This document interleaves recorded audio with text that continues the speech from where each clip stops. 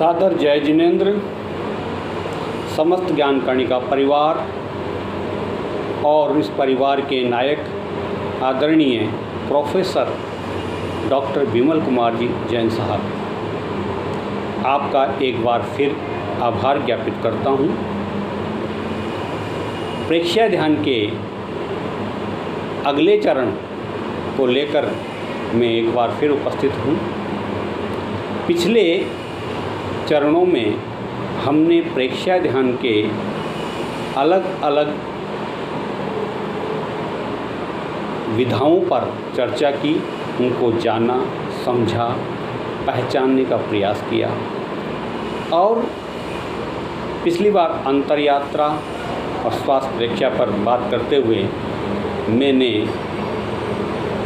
कहा था कि मैं अगली बार शरीर प्रेक्षया को लेकर उपस्थित होऊंगा। शरीर प्रेक्षया में हम शरीर के विभिन्न स्थानों की प्रेक्षया करते हैं। शरीर के अलग अलग स्थानों पर अलग अलग प्रकार के प्रकंपन महसूस करते हैं। इसको तेरा पंथ के दशम अनुशास्ता प्रेक्षया प्रणेता आचार्य महाप्रज्ञ जी ने चैतन्य केंद्र प्रेक्षया का नाम दिया है। प्रेक्षया ध्यान में चेतनता होती है, एकाग्रता होती है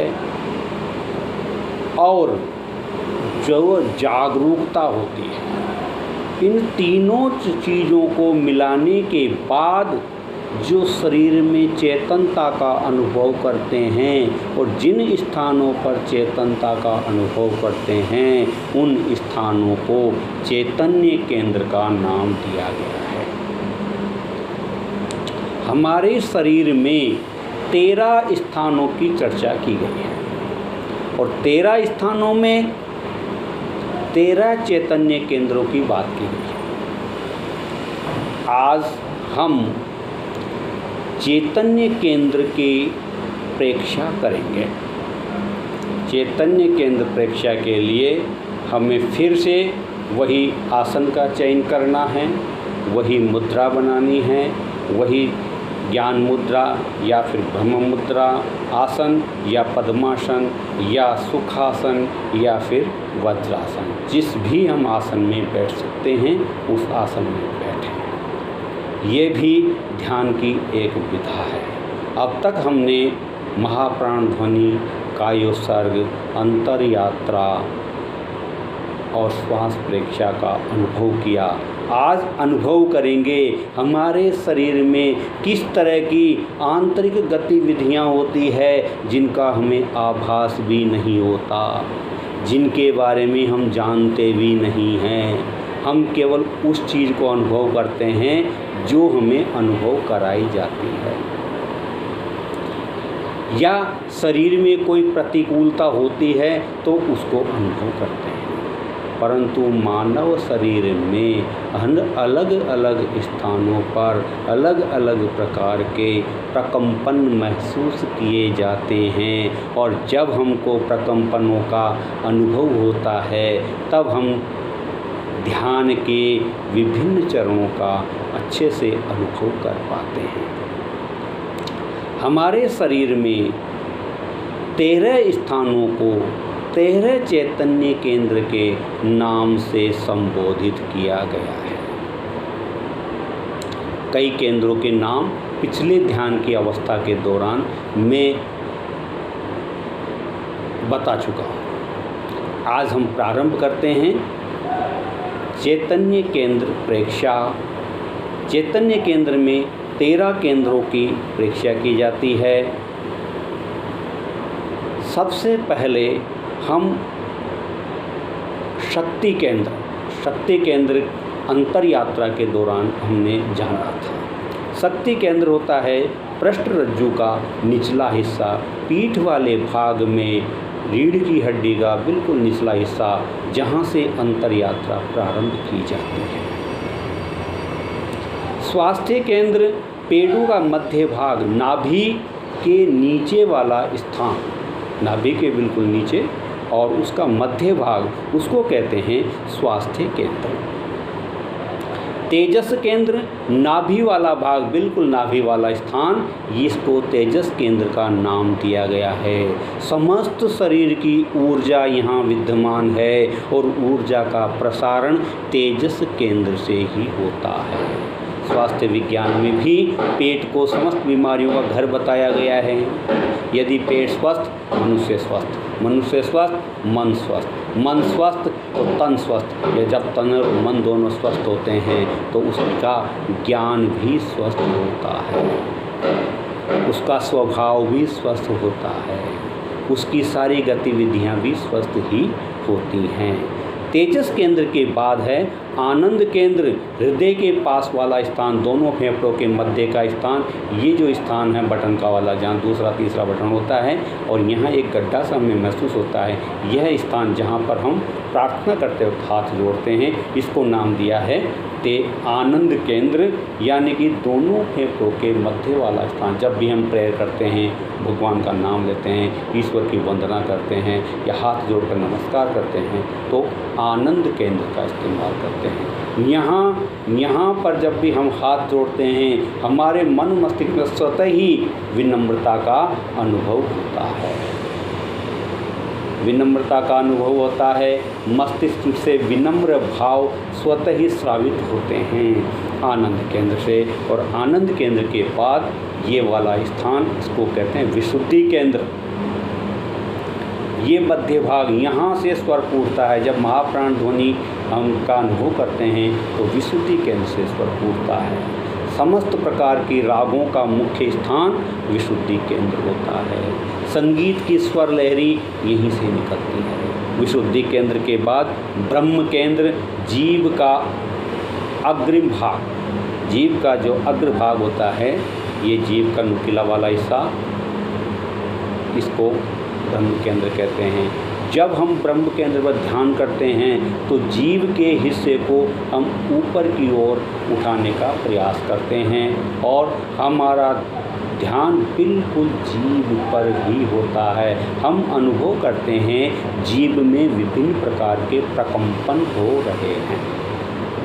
प्राण केंद्र, नासाग्र वाला स्थान, इस पर हम पहले भी चर्चा कर चुके हैं, यानी कि श्वास का लेना, श्वास का छोड़ना, ये प्राण केंद्र से, नासाग्र वाले भाग से होता है।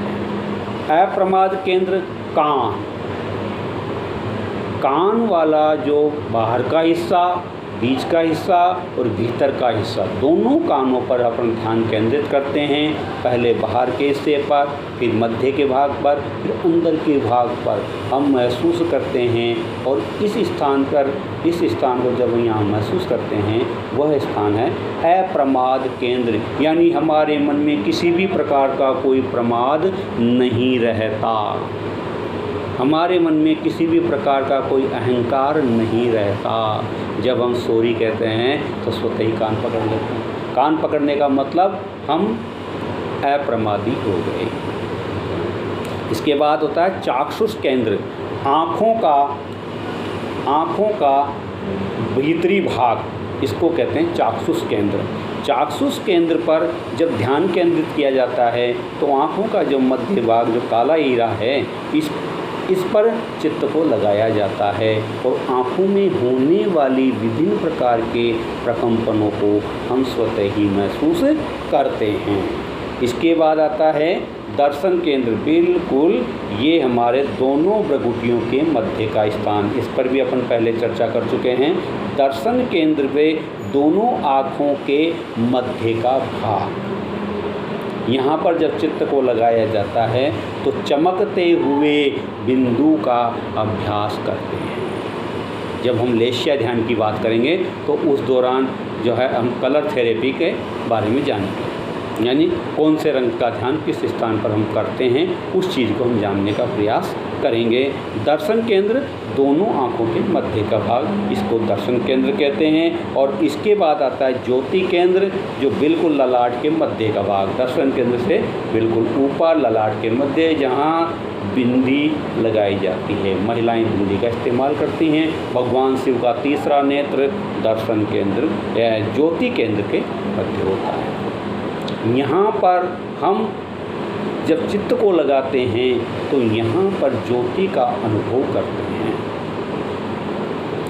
सूर्य के या चंद्रमा के प्रकाश का, किसी भी प्रकार के, किसी भी तरह का कोई भी प्रकाश, इसका अनुभव हम यहाँ पर करने का प्रयास करते हैं। और जैसे जैसे सुझाव दिए जाते हैं उस तरह से चित्त को यहाँ ज्योति केंद्र पर लगाया जाता है। इसके बाद में आता है शांति केंद्र। शांति केंद्र जो है वो होता है सिर का अग्रभाग, ये वाला भाग, ये जो सिर का, ये तो हो गया दर्शन केंद्र, ये हो गया ज्योति केंद्र और ये हो गया शांति केंद्र। और इसके बाद में आता है ज्ञान केंद्र, चोटी वाला स्थान, सिर का बिल्कुल ऊपरी चोटी वाला स्थान होता है, यह होता है ज्ञान केंद्र। तो इस तरह से शरीर के विभिन्न अंगों पर, विभिन्न स्थानों पर विभिन्न प्रकार के प्रकंपों का अनुभव करते हैं। इसको कहते हैं चैतन्य केंद्र प्रेक्षा। आंखें बंद करने के बाद सुझाव दिया जाता है हम शक्ति केंद्र पर प्रकंपनों का अनुभव करें कि हमारे पेडू का मार्ग, पेडू वाला स्थान प्रकंपित हो रहा है, उसमें किसी न किसी प्रकार का स्पंदन हम महसूस करते हैं। ये जो है यही सुझाव प्रत्येक चैतन्य केंद्र पर चित्त को लगाया जाता है, चित्त को वहाँ अनुभव किया जाता है, महसूस किया जाता है और बंद आँखों से हम उस स्थान पर सभी प्रकार के दृष्टा भाव से प्रकंपन अनुभव करते हैं।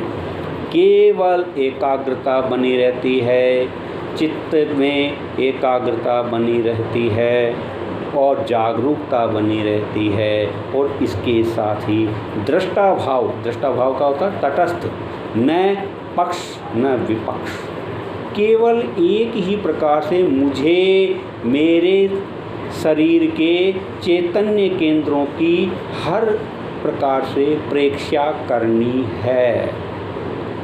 इसी को कहा गया है भीतर की ओर देखो, भीतर देखो।